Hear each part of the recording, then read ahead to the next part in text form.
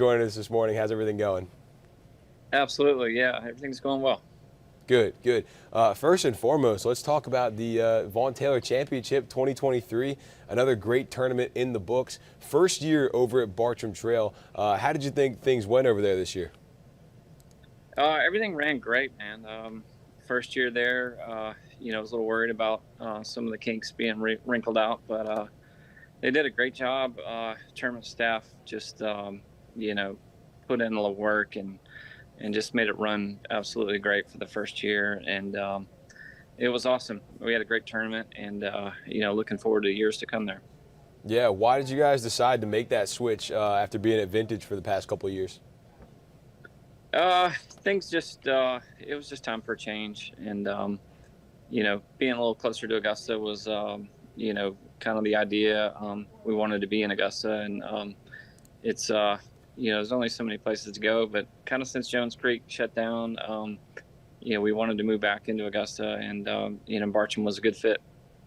Yeah, one of the things I noticed this year that was pretty cool was we had 4 locals in the field, and we could have had 5, but Hamilton Coleman, I think, had to pull out like last week or something because he had to go to a different tournament.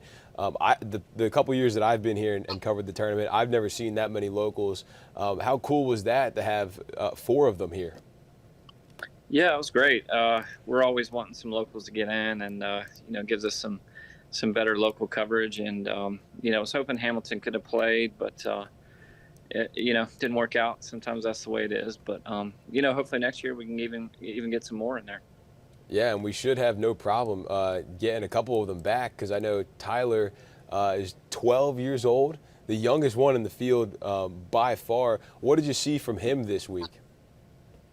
A lot of good things to come. 12's a really young age to be playing. So, it's pretty awesome. A kid can be that good at such a young age. So, only getting better from here, it looks like. Yeah, and was this the biggest field you guys have had? I think I counted 77 players. I'm not exactly sure, but it had to be close if it wasn't. So, great turnout, and hopefully get some more next year. Yeah, I mean, how cool is that for you to see this tournament grow so much over the years and bringing in people from all over the country? I think the young lady that won was from California, from the San Diego area. So it's become really a nationwide thing. How cool is that to see? Yeah, it's pretty awesome. You don't realize how far these kids come from, and have a winner from San Diego. That just kind of shows you how far they're coming from. So. Yeah, it's pretty cool. Like to get some more locals up there in the winter circle, but really cool to see people just coming from everywhere, different countries, all over this country, and it's pretty cool to see that. And, it makes me feel proud to host a tournament where kids are coming from so far. Yeah, and you mentioned the locals and wanting to get more. What's the qualification process to get into the tournament? They just got to earn points through the AJGA, so they got to get started out there and earn some points and get high enough on the list. And then also you could try the qualifier the day before, which is another route to get in. Yeah, I was looking at the leaderboards, and like some of the worst rounds that were posted yesterday are better than my best rounds out at Bartram Trail. So pretty competitive field out there for sure. Dan, you were out there. You got any thoughts or questions? Yeah, I had the chance to speak with Tyler Newsom a couple of times, and you mentioned how young he is and just how amazing that is of an opportunity. Just what type of experience and what can a young kid like that gain from playing in an event like this against a field that is pretty competitive, to say the least? Yeah, I think anytime you're teeing it up with older kids, it's tough, and you feel like you got to step your game up. So that in itself is just great for him, and just even if he doesn't play well, it's just a learning experience, just to be there and tee it up. And I feel like every tournament for a young kid is great experience, whether they play good or bad. You're just learning and growing with each event, and pile those on top of each other, and in a few years, you never know how good you can be. So just each event is a learning experience in itself.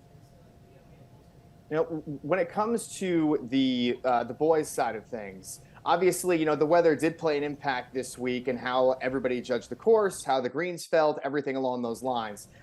What did you see from Mateo Desmond in the final day? What does it say about him to post a 5 under 66 in that final round to leapfrog and take the top spot? Yeah, that shows a lot, man. That's how you go out and win tournaments. You go out there and win it yourself, and don't wait on the other guys to make bogeys. So, hats off to him. He went out there, finished strong. Really went out there and won the tournament, which is, what we all want to do as a player. We talked a little bit about the growth of how things have been going for your championship over the last X number of years. What is the next step for you guys? What is something that you really want to see from this event that might be growing slowly, or maybe something that you guys aren't doing right now that you do really want to see moving forward? Yeah, well, I think Bartram, under new ownership, they're making some changes that are going to help the tournament next year, and hopefully get a little bit better setup for them. They have a small clubhouse right now, but looking to build up on that, and hopefully provide a little more for the juniors as far as locker rooms and just a little bit better treatment. Our tournament staff really likes to treat them more so than they do each week. So we're just always trying to improve. Go out of our way to make a really special event for the kids. And last thing for right now is yesterday, everybody at the trophy ceremony or award ceremony, and a bunch of the players talked about all the volunteers that came out and made this possible throughout the entire week and the months leading into this event. How special is it that you have, how many volunteers did you have again, and how special is it that this group of people are so willing to help put on a tournament like this for all these kids and really get this going? Yeah, it's pretty awesome. We started out with, I'm not exactly sure, it was a low number, and then as the week went on, people just started, coming forward and saying they wanted to help, and I think once they realized, how cool it was and how much fun it was, we just grew to, I think we ended up with 98. So first year, that was a great turnout. That's what we were hoping for. We were hoping it was going to gain traction in Bartram and the neighborhood, and people just come out and help us out. And the more that we have, it just helps us provide a better experience. And, it's pretty awesome to turn out with 98 this year. It was beyond what I was expecting. So that was really cool to see. And it was really cool to have people, as the week went on, start coming forward and helping. That was really, unexpected, and it was really helped us out. Yeah, one other guy I wanted to ask you about, not so much on the junior side of things, was Grayson Sigg. He's another local guy who's now on the PGA Tour, one of the younger, trying to be an up-and-coming guy on tour. We've seen him play pretty well here in recent years. How cool is it to see a local guy, not just here at the junior level, but on the PGA Tour level? And do you guys talk at all? Yeah, I got a chance to play with Grayson a couple years ago in San Antonio. I think it was the first time I played with him, and I got to know him a little bit. And he's a great guy. A lot of character, funny dude, and really just fun to play with. So, looking forward to his career. He's got some work to do, some experience to gain, but I feel sure he's just right on the right track, and he hits it really straight. Length might be a little bit of an issue these days, but you got guys just crushing at 350 out there. So you gotta play a little bit different game, and but I feel sure he's got it. He's just got to gain the experience and confidence and keep learning and growing, and I feel sure he'll be in the winner's circle one of these days.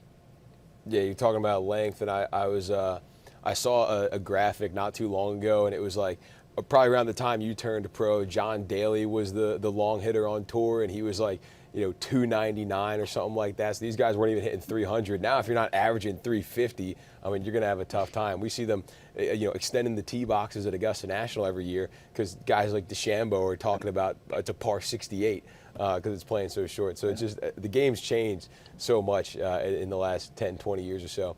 But speaking of games, how are you doing? We haven't seen you on the course out there in a while. A couple events this year. Last one I think was November, I want to say. So any plans for you to get back out there anytime soon? I'm not really sure. I'm trying to. I have some hip and back issues I'm trying to work through. I have a possible tear, labrum tear in my right hip. So, I'm trying to work through it and avoid surgery, but just getting a little older and just too many swings through the years. But we'll see what happens. Could have surgery here in a month or two, or I could possibly work through it with therapy. But trying some different things now to prevent surgery and see how I feel. So haven't played really in a month or so. I haven't hit a ball, so waiting. Maybe next week I'm going to try to hit a few and just kind of ease back in and see how I feel. But trying to prevent surgery, but we'll see. Could be a long process. Could be a few weeks. When it's hard to say. Yeah, hopefully it's more of the latter on the few weeks side of things. But that's what 25-ish years and 400 and something events will do for you. And 3 wins. Don't want to leave out. You got some wins in there too. Don't want to shortchange you there. The big thing happening in golf right now is this whole PGA Live debacle, fiasco, merger, whatever you want to call it. And the last time we had talked last year, it was still like really early on in the whole thing. Like Brooks Koepka hadn't even gone over yet. It was just the first few guys had left. When you heard the news of the merger, what were your thoughts and how did you find out? I was shocked. I still am shocked. I can't believe this has all gone down this way. But I think I saw on Twitter, or either my wife sent me a snapshot of an Instagram thing that was about it. But I still can't believe it's actually happened this way. I'm very pro PGA Tour. Just growing up watching the PGA Tour, that's all there was. I mean, it's the PGA Tour, and I still feel that way. I'm just watching the Canadian Open last week. I was glued to the TV, and I was pulling for Nick Taylor, and just the drama that was there and the excitement, and you just can't reproduce that, and just the history that's involved. It's that's what it's about to me. I don't think you can just all of a sudden create a golf league and have the excitement. I mean, you can kind of fake it, but it's not really real in my opinion. So I'd like to see the Live phase out and the guys get back together on the PGA Tour and just have all the players back together on the PGA Tour would be kind of what I would like to see. But it's forever changed. Hard to believe it kind of happened, and I was blindsided by all of it. So I'm sure guys, they're currently playing on the tour, probably feel the same way. Yeah, I know you weren't at the RBC Canadian in that meeting, but have you talked to anybody who was in that meeting and kind of their thoughts on it or what all went down in there? I have not talked to anyone. I probably know just as much as you guys, but it's pretty comical reading some of the articles about some of the choice words and some of the arguments. And Grayson Murray is very vocal about it, and it's pretty funny to read some of the things about him. And in those meetings in the past, even prior to Liv coming around, they were always pretty comical. Kind of butting heads and asking questions, and they were always pretty funny. But I'm sure this one was probably more than funny. Yeah, I think Grayson Murray said something about worrying about his spot on tour, and what is it? Rory turned to him and just said, "Play better. I just shoot lower scores." I don't know what you want me to tell you, but yeah, you talked about Nick Taylor sinking that putt on 18 there to win that tournament. That was awesome. Did you see Adam Hadwin got tackled by the security guard because they thought he was a fan? Yeah, that was priceless. I think that happened before.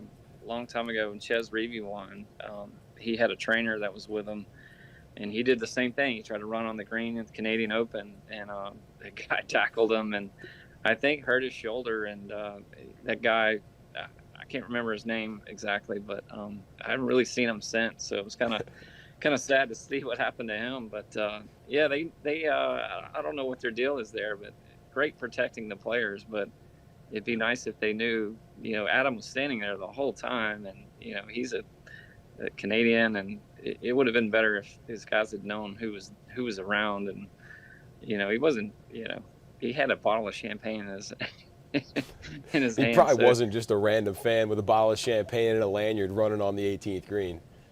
yeah, I'm glad he didn't get hurt, but pretty funny. Made for some good news. Yeah. Wanted to just a little bit more about your career here, because I don't think we've really had a chance to talk about it. Every time we talk, it's about your junior championship, which is also great. You've had a career spanning, like I said, more than 20 years. If you had to pick a couple highlights, or maybe one moment that stands out to you when you think my PGA Tour career, what was it? Definitely my first win was very, very special. It was one of those, just absolutely couldn't believe it happened that I had won on the PGA Tour, and I'll never forget calling my parents not long after the win when things kind of settled down in the clubhouse, and that was a special talk with my parents, and then Pebble Beach was obviously a huge moment in my career, and I thought my career was ending, and was just kind of on such a struggle before that, and then just absolutely have the Cinderella week was just something I'll never ever forget. Yeah, another thing that you've been able to do that so few locals have ever done is play in the Masters, and not just play, finish top 10 in the Masters. What was that like for you to be able to do that in front of the hometown fans? Yeah, that was amazing. I got to play with Zach Johnson that day, and I got to watch him win, and it was pretty special to watch him and to be in the mix. And it was, a little overwhelming for me. I think if I look back at the difference between, me and Zach that day, he just handled the pressure, much better than me. And, I think it was the second hole. I bogeyed number one that day, and number two, I hit it in there. I think I had 3 feet for eagle. And, I looked down on the ball, and the putter was shaking, and and I missed that putt. And, that just kind of was how the day was summed up. I just couldn't handle the nerves. And Zach, he's one of those guys. He's a bulldog. He can just fight through it. And, that's what he did that day. He just, he has the moxie to get it done. And, that's hard to gain and hard to trust yourself and do that under such pressure. And, just being hometown and the Masters and everything involved, it just kind of got to me too much. And that's been a little bit of my issue through my career. I just, nerves, kind of crept in too much, and self-confidence wasn't quite there to finish off some tournaments. And, but that's just part of the game, and kind of who I am as a makeup. I tried to improve that over the years, and, found ways to do it, but just couldn't quite, take it to another level. But, a really cool week that week. I still, will never forget finishing top 10 at the Masters, and it was always a dream to play there. So, but to watch, a good friend of mine win, and see his career, and I mean, he's Ryder Cup captain now, and British Open champion, and Zach turned into, a heck of a career, and I'm sure he's still not done. He's gonna probably do some damage on the senior tour, so I'm gonna have to battle it out with him out there too. Yeah. I think, one of the things that makes golf so hard is everybody's so quiet. In football, people are cheering and stuff. You can kind of drown all that out, but when it's quiet, that almost makes it harder. I think they got to let fans cheer when you're on the greens. I think that might make it a little bit easier for the players. But one of the guys who finished up his Masters career this year was Larry Mize, another Augusta guy. Do you have any memories with Larry Mize, any stories with him? Have you gotten to talk to him over the years, being two local guys? Yeah, we chatted a little bit. I never really got to play with Larry. I was hoping we would have got to play a practice round together. But what an amazing man, and watching him win, that was really the stepping stone of my golf. Just watching a local guy, and I'll never forget that moment. Me and my dad were watching at home, and he's a special man, and great golfer too, man. What a golf swing! Just beautiful rhythm, and fun to watch him throughout his career, and just being that local guy to win. I mean, just unbelievable story, to beat Greg Norman, and just really awesome. I was really happy for him. Sad to see him not play anymore, because unfortunately they kept lengthening the course, but kind of sends guys on their way. They just can't compete. But, he still played well into the last few years. I know he was hanging in there, making cuts, and pretty cool to see, how those guys can play the golf course. But it's just getting too long now. They just keep backing up the tees, and it just makes it tough for the shorter hitters to compete. Yeah, that 13th hole now, that tee box is back there.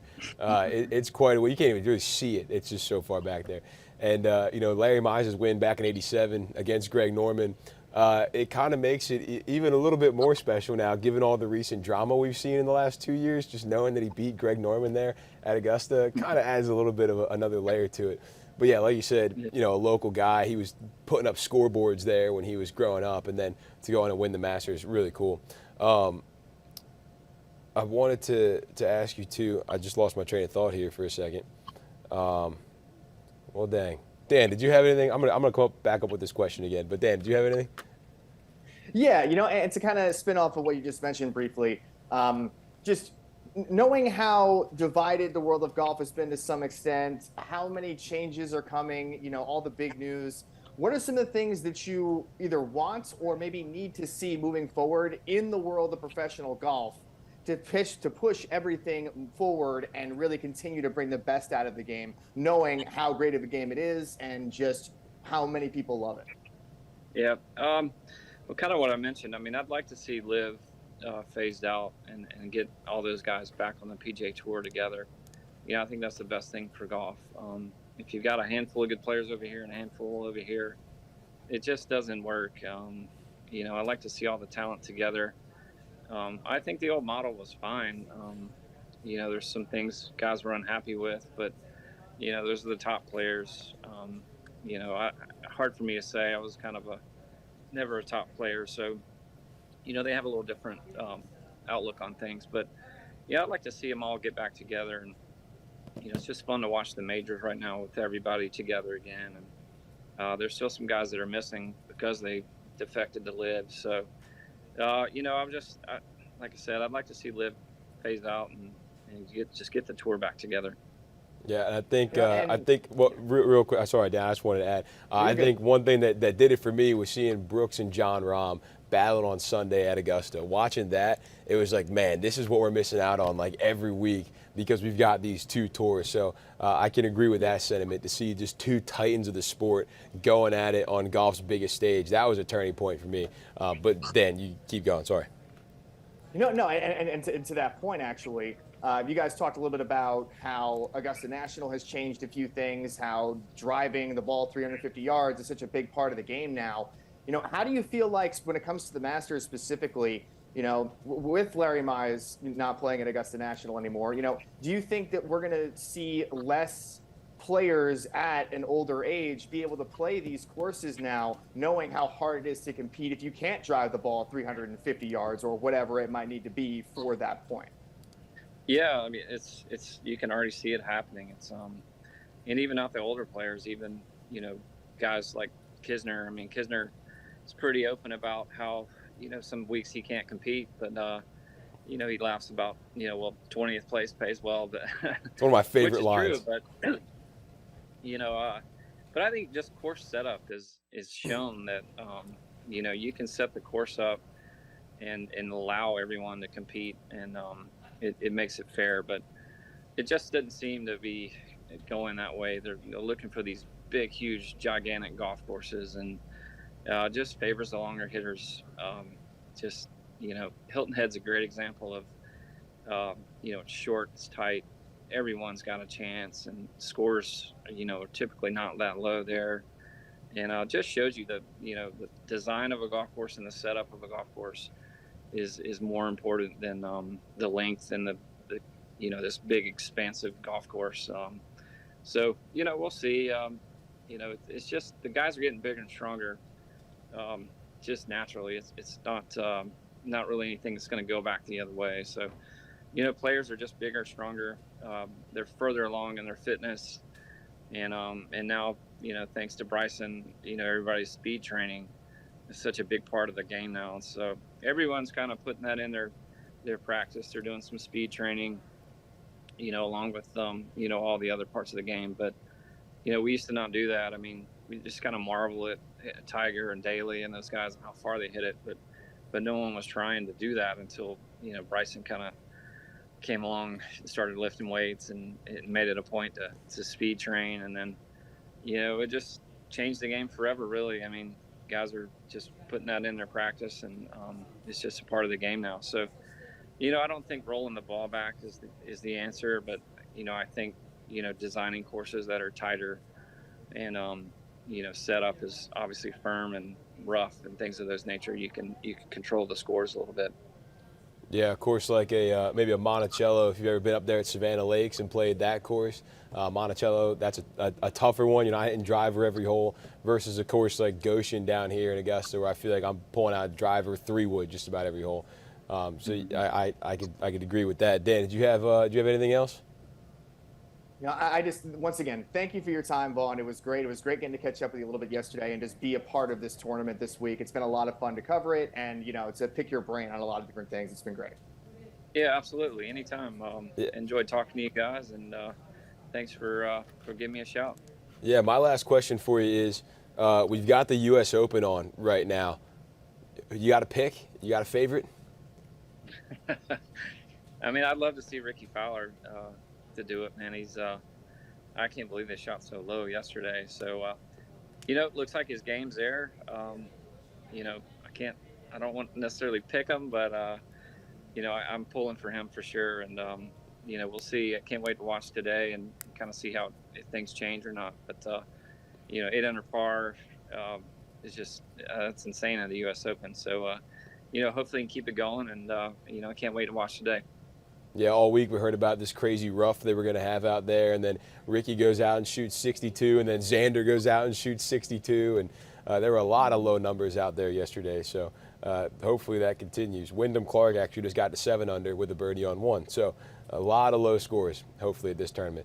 Vaughn, we really appreciate the time, man. Thanks for sitting down this morning and chatting with us, and we look forward to seeing you hopefully get back on the course soon, and I'm sure we'll be right back at the Vaughn Taylor Championship next year.